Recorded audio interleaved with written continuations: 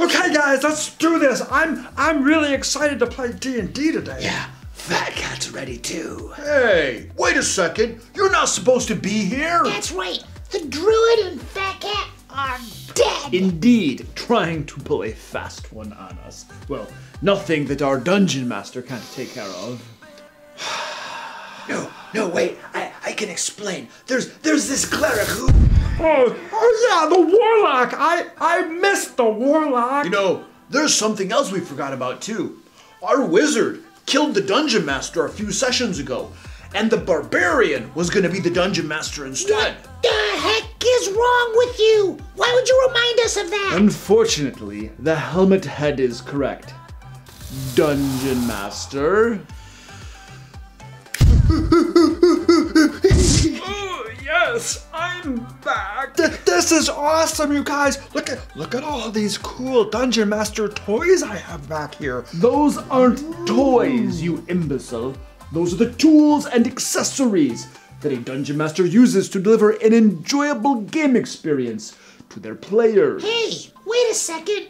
Where's your face paint?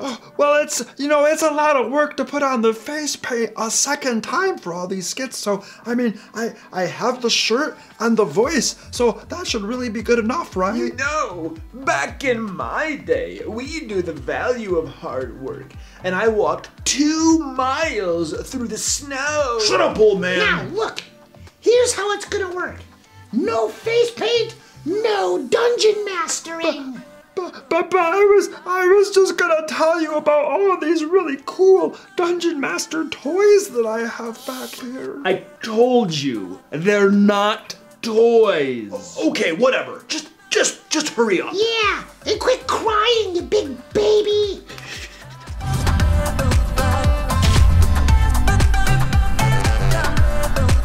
Welcome to the DM Lair. I'm Luke Hart, and I've been a Dungeon Master since high school. On this channel, I give practical Dungeon Master advice that you can implement at your game table. Today in the Lair, I'll be going over the top 10 physical Dungeon Master tools of the trade that I use in my games.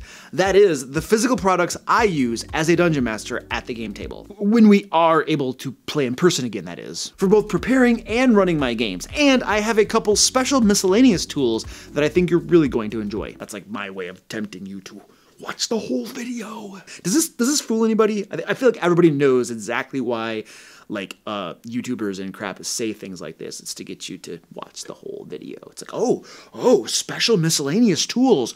I have to wait to the very end.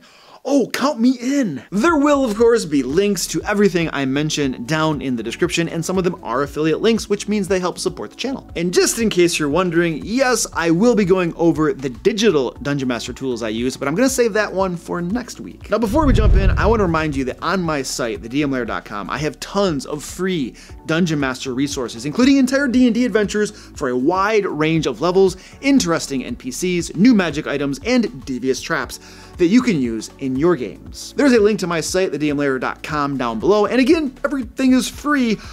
All right, enough of that. Let's jump into the list. Number 1, basic office supplies. All right, I'm not gonna win any awards for this part of the list right here, but there are some basic things that you can get at the store that you're gonna be able to use very, very effectively as a Dungeon Master. And you'll use these things a lot. Pencils, paper, 4x6 note cards, folders, and notebooks. All basic office supplies, and you'll get really good mileage out of them. For instance, I use folders to keep my players' character sheets in them. I keep my Dungeon Master notes in them, like print-offs I might have from Word when I type up all my adventures and then print them off. Notebooks, I keep track of the date, the time, where they're at, any special things that might be going on. I also use digital tools for that as well, but notebooks are very handy for quick little notes. Number 2, dice. Yeah, this is a no-brainer. In a game that involves rolling lots of dice, it's safe to say that you're gonna need dice as a Dungeon Master, as a player, so yeah, go buy a bunch of dice. There are lots of people that have very serious dice addictions that they probably should get help for. Number 3, the core rulebooks. Yeah, this, again, no-brainer. The Player's Handbook, the Monster Manual, the Dungeon Master Guide. You're gonna need these books as a Dungeon Master to run the game, unless you're just winging things and just making up rules on the fly, which many Dungeon Masters do to varying degrees of success. Now, a common question that I get is, I have the core rulebooks, what are the most impactful, the most important books that I should get as a Dungeon Master next? And the books that I find the most helpful as a Dungeon Master are Volo's Guide to Monsters, Mordenkainen's Tome of Foes, primarily because they have tons of new monsters in them that I can use against my players, and they have lore, and I love lore about monsters and about the world as well. It really helps me design my games and all that good stuff. Xanathar's Guide to Everything might be useful for you. There are a few different areas in there that I use with frequency, especially the downtime activities that I think are very helpful. There are random encounter lists in there that I think are very helpful as well. And there are lots of player options in Xanathar's as well that your players will probably enjoy if you don't mind lending your book to them. Just make sure you get it back. And finally, if you need a campaign setting book, then I highly recommend Eberron. Eberron is amazing. It is so good. Do yourself a favor. Do not get Sword Coast Adventurer's Guide. You're gonna be disappointed. If you really want to run Forgotten Realms, then what I recommend you get. Of course, you're gonna have to find this somewhere like on eBay or Amazon if you can even find it. This is the 2nd edition box set for Forgotten Realms. If you want Forgotten Realms, this, in my opinion, is way better than Sword Coast Adventurer's Guide. And of course, if you're running a module, you probably should buy whatever module you're running. Number 4, Dungeon Master Screen. Now, most Dungeon Masters will use their Dungeon Master screen to hide things like, for instance, their dice rolls, their notes, and all of that good stuff. Monster minis that they might have lined up back there just waiting to be plopped on the game board. Now, I mostly just use my Dungeon Master screen to hide my game notes because I roll my dice in the open for my players when we're playing in person, but I do occasionally use my screen for a secret roll from time to time. Number 5, the Battle Grid, Game Mat, and Miniatures. Okay, so I love tactical combat. I love it to death. So when I am playing in person, I absolutely must have a grid and minis to go on that grid. And that's how we play all of our combats, all of our battles. From time to time, we might do a Theater of Mind, but I can count the number of times we use Theater of Mind on one hand in like an entire year. It's not that often. Grid and minis, hands down, love that stuff. Now, quick tip here, the foldable game maps, the ones that will fold up into a little square like that, are the easiest ones to transport. The big ones, I think mostly made by Chexix and others that you have to roll up into this big, huge, long roll, those are kinds of pains in the butts to lug around with you. Oh, I also have these interlocking dungeon tiles that I think are amazing and work really well too. Now, I'm not gonna go too deep in depth into miniatures because I do have an entire video about how to get cheap miniatures and miniature alternatives if you are on a budget. But I will say that my absolute favorite miniatures are Reaper Bones. They're incredibly high quality, the sculpts are good, the details are good, they are flexible, they're not brittle, so they're very difficult to break, and if something is bent, you can just dip it in boiling water for a little bit, take it out,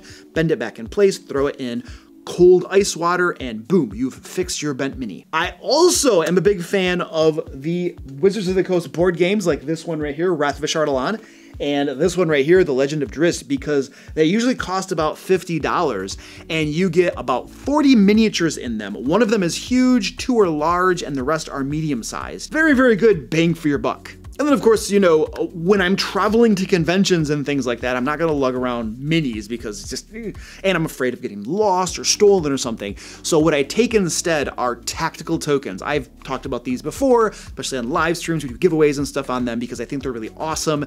They are my favorite miniature alternative. So yeah, those are the other thing. And they are less expensive than miniatures as well. Number 6, sand timers. Because this is a very simple thing, but they are amazingly useful. I use them a lot in my games. For instance, one way that I use sand timers is when you have a spell like, say, Speak with the Dead that lasts 10 minutes, and there is a tendency for players to deliberate and analyze and try to decide what questions they're going to ask the spirit that came back. Well, they only have 10 minutes, but they can go on and on deliberating before they actually ask their questions. So, to make this feel a little bit more realistic, to increase the pressure a little bit, I will take out a 10-minute sand timer, put it on the game table, and then they can literally see the sand is running out, and they have to ask those questions and have that conversation before time runs out. You can also use the sand timers when you want to give your players a limitation on how long they have to do something in the game, such as at the beginning of their turn in combat. Well, there's a 15-second sand timer. You need to tell me what you're going to do before that sand runs out, or you dodge, or perhaps have your entire turn skipped. I've made videos about that. Last week's video about faster combat actually mentioned that technique. Sand timers are also fun little things just to play mind games with your players if you are devious and cruel, like some dungeon masters I know. Just simply take that sand timer, put it on the middle of the game board, say nothing, tell your players nothing, and just watch them squirm. Number 7, dry erase board. The biggest way that I use a dry erase board in my game is that I use it to keep track of the date, the time of day, spells that have like concentration and a limited duration, and any conditions or effects the players might be under. And that dry erase board goes right on the game table so that all of the players at the table can see that information. Important things such as, okay, the wizard cast mage armor, it lasts 8 hours. Let's write down when it actually ends so we don't just forget about it. Or do you have spirit guardians going that last 10 minutes and you have to remember, okay, it started at this time, it ends at this time. Keeping track of simple things like that, dry erase board, very, very handy. And the other thing that I use a dry erase board to do is track initiative. I basically have these little magnets here, magnets that represent my players, and then magnets that represent the monsters. And I simply write their names, and it falls off because it's not super magnetic. And then I use this to track initiative. It's pretty simple, pretty quick and easy, you know. Yeah, it's good. Number 8, handouts. I love giving my players handouts, and these are some examples here of handouts that I do. It's simply this beautiful parchment paper that I will print italic print on, and then I will use a wax seal on it as well. These are examples of letters that they got from Lord Paxton to help further certain plot devices in the game. And this one right here is simply a summary of important information that they found on one of their quests to serve as a sort of reminder for them to refer to in the future after they've personally forgotten it. And what I have found is that my players will frequently pull out their handouts during the game to refresh their memories and remind themselves of, oh, Lord Paxton told us this, or we found this important information at that orc stronghold. And these letters, by the way, are from Lord Paxton to his lieutenants. And this is one of the ways that I foreshadow the big bad in my games. Now, before we jump into the last 2 tools, which I think are probably 2 of the most useful, I want to take a moment to thank the following awesome patrons: Joseph C, Daniel F, Shane C, Arctic Rebel, and A Dingo Ate My Baby, which is very sad, by the way. You have my condolences. If you'd like to become a patron, help support all the free D&D content I create, and get some really cool additional benefits, click that link to my Patreon down in the description. And now for the final 2 tools, and brace yourself. Number 9. The bathroom. You guys, the bathroom is such a useful tool when your players totally surprise you, decide to do something unexpected. You just retreat to the bathroom until you figure out what you're gonna do. You will find that this is a 10 minutes very well spent. The only drawback is you are going to have to suffer a few odd stares when you take your D&D books with you. Number 10, quiet time to just think. Let your mind wander. Think about your game. Think about your NPCs and your villain and what's going on when you're brushing your teeth, when you're otherwise indisposed. Just thinking about these things, letting them mull over in your brain is when I find creativity gets the biggest spark, the biggest bonfire, the biggest boost, and I figure things out and I make strides in my planning sessions. Those are my planning sessions. Not all the time, but sometimes. The only thing I'll say is that make sure you write it down afterwards so you don't forget it. I'll forget it. Don't forget to follow me over on Twitch for some chill live streams where you can ask me your specific D&D questions. Let me know your favorite Dungeon Master tool down in the comments. Next week, I'll be going over the top digital Dungeon Master tools. But until then, click right here to learn the 7 steps for making a D&D adventure. And until next time, let's play D&D.